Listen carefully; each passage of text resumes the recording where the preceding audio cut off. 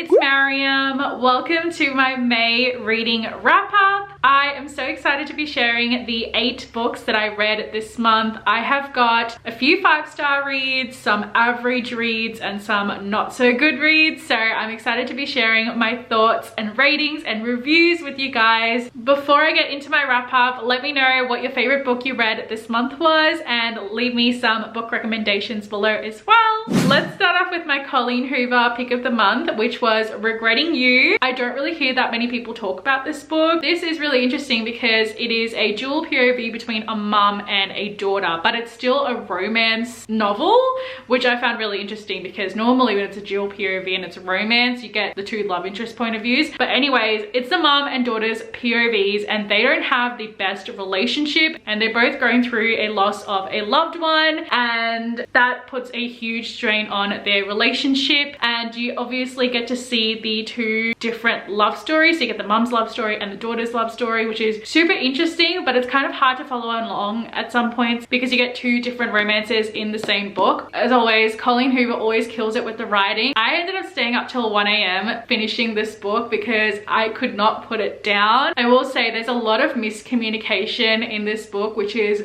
really frustrating to read about. I hate when there's miscommunication. Obviously, Colleen Hoover breaks your heart and puts it back together, and I just loved it. I loved how the book ended, and when the communication actually came through, I was like, finally. My favorite love story was definitely the mum Morgan's relationship. It was like a second chance romance. It's always been you, and it ended up starting off as like a right person, wrong time, and then you go like 17 years later and they finally get together and it was like the best. Let me know if you've read this book because I want to know if you prefer the mum's romance story or the daughter's romance story.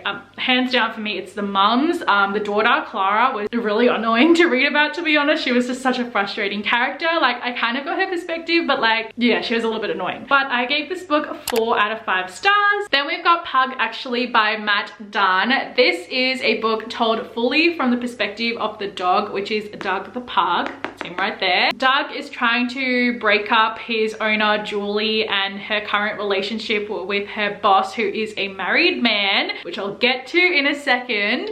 And he is trying to get Julie to date this newly divorced vet named Tom, but obviously Julie is still totally in love with this other guy who is a total sleazeball. But what's really annoying about this book is that Julie knows that the guy that she's dating is married and has a pregnant wife, and she always continues to justify her actions and sees nothing wrong with her actions, which is just so annoying to read about. She's so entitled and just frustrating, and there was no character development for her character at all. And then once she and Tom actually get together, I'm just like, cannot sense this chemistry at all. I do not ship these characters together. And yeah, it was just kind of like a little messy rom-com. There's also some miscommunication in this book, which was really annoying. The only redeeming factor of this book was the dog, but I did rate this one 2 out of 5 stars. I absolutely hate the cheating trope, and there was also no like character development with that. So then I read a very beautiful but sad book, and that was Pack Up the Moon by Kristen Higgins. I think this has just started trending on BookTok, but this is a very sad, tragic love story. Please check trigger warnings when you read this book. But this is about the love story between Josh and Lauren. They are newlyweds, madly in love, and they're literally everything to each other. But Lauren has a terminal illness which ends up taking her life. She knows that Josh is really going to struggle with her passing. So what she does is she ends up leaving letters for him to read for every month for the first month of her death. And in those letters, it kind of gives him advice on how to move on and grieve and heal. And it's so, so sad. But oh my goodness, you guys know I absolutely love when there's letters or emails or text messages, anything like that embedded in a book, specifically romance novels, because that's how I connect to the book. And I loved reading all 12 letters. They were so sad. It was just,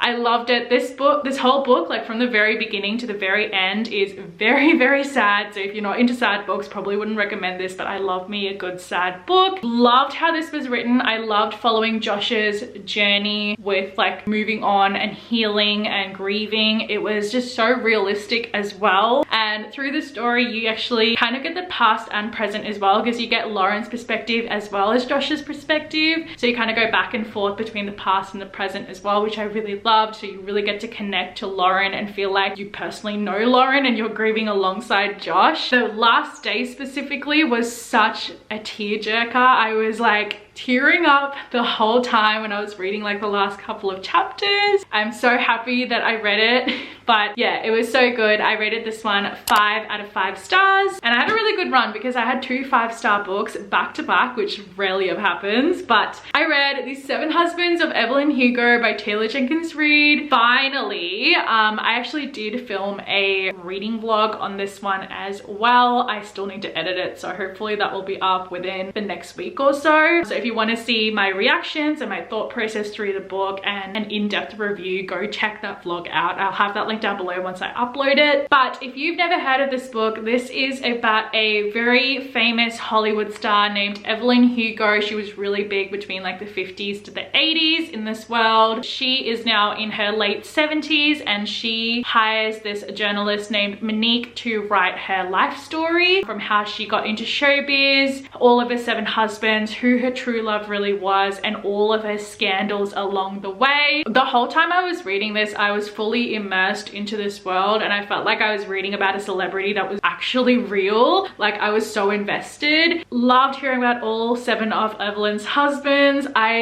She was a character that had a lot of flaws and made a lot of mistakes, and I think that's why I really loved her even more, because she kind of just lived life with no regrets, basically. This is one of the books where it's like an actual experience reading it, and I totally understand why it's so hyped up on BookTok, because I think it deserves all the hype that it has got. Obviously 5 stars. Then I read a gothic fantasy, which was Gallant by V.E. Schwab. I absolutely love this cover. It is so pretty.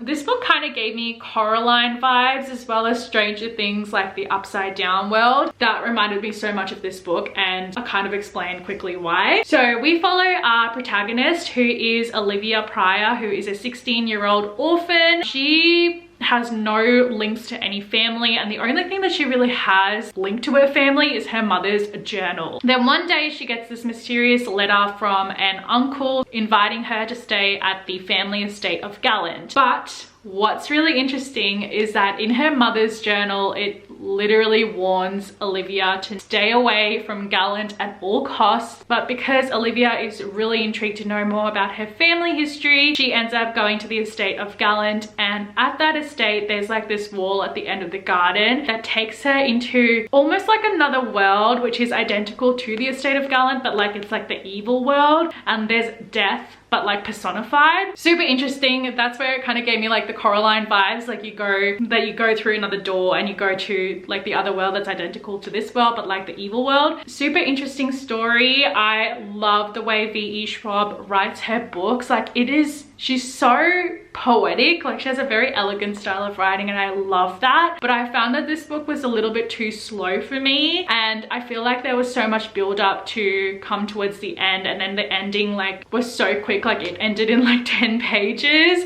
and I also was really unsatisfied with the ending as well, which was really frustrating. I feel like this was one of the books that it could have definitely done with at least an extra 100 or so pages, which I feel like I never really say, but it's mainly just due to the fact that there was so much that could have been said, or more detail that could have been done towards the end, like few chapters. Again, as I mentioned in Pack Up the Moon, I love when there's letters in this book. That's kind of similar in this book, because we've got Olivia's mother's journal, and in some of the pages you actually get to see her mother's journal entries, which I loved. And you also have like illustrations which were done by Olivia's father, which you'll also find out more about in the book as well. So I really love that detail that was added into this book, because yeah, it was really good. Very atmospheric as well, I will say. Like, it kind of gave like creepy vibes too. I ended up rating this one 3.5 out of 5 stars. Then I read Out of Love by Hazel Hayes. I picked this book up because I thought it had a really interesting concept. Basically, this book follows a couple's relationship from their breakup, and you go back in time to when they actually first fell in love. So each chapter goes further back in time, which I was like, okay, that's really interesting. I would love to read something like that because I've never read any book like that before for a romance. But obviously that makes it really hard for you to like ship the characters together or see any chemistry between them, because the whole time you're reading it, you're going back in time, so you're easily like spotting all the red flags. I found it really hard to connect to the characters and just like ship the characters in general, which really didn't do it for me. I also felt like the book was way too long. Like it could have been cut down by at least 100 pages. I found this book really rambly as well. Like there were so many unnecessary details that were added into this book that didn't do anything to add to the plot or the storyline. So I was like, that really could have been cut out. Overall though, I did rate this one 2 out of 5 stars. Probably would never pick up a book that's anything like a reverse love story because I'm just not into that. Then I read The Flatshare by Beth Leary, which I had no idea. This is actually going to be a TV series on Paramount Plus, and it's coming out later this year, and I'm so excited because I love reading books and then finding out that there's going to be a movie or TV show based on it. It's like the best thing ever. This is a romance between Tiffy and Leon, who share a flat, but they've never actually met because Tiffy works during the day and Leon works during the night, so their paths never get crossed. But they start leaving each other these post-it notes, and it starts off as like, there's leftovers in the fridge, when is bin day, and then it kind of starts off as them like talking more about their days and building this deeper connection. And it's really cute because obviously they fall in love with their personalities before they even met. The way that they meet is so funny. I was literally laughing. This is also dual POV, but it's really weird because Leon's perspective is kind of written as a script, whereas Tiffy's perspective is written like normal.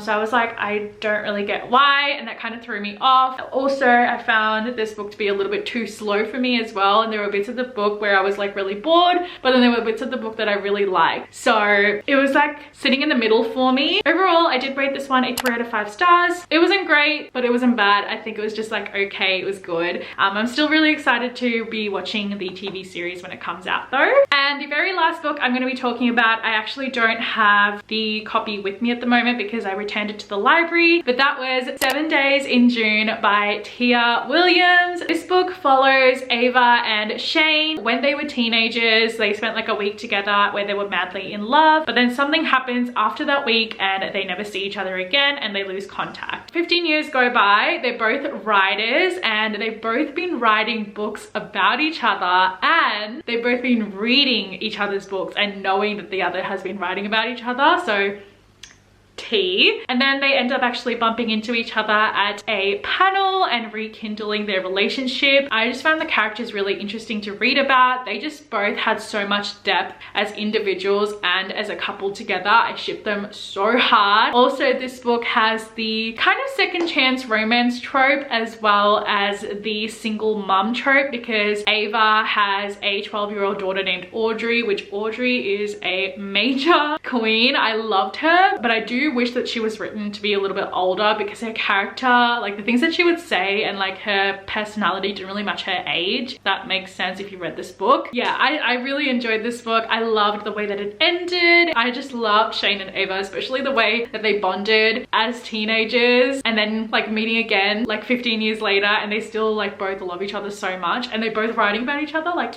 yes please. I rated this one 4 out of 5 stars.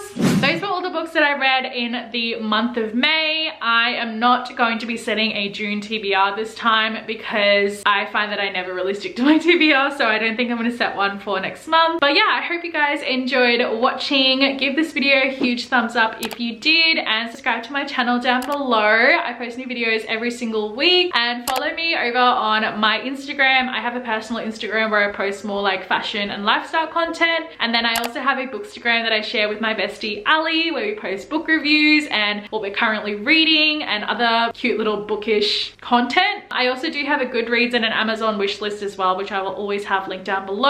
And yeah, I will see you guys in my next video. Bye.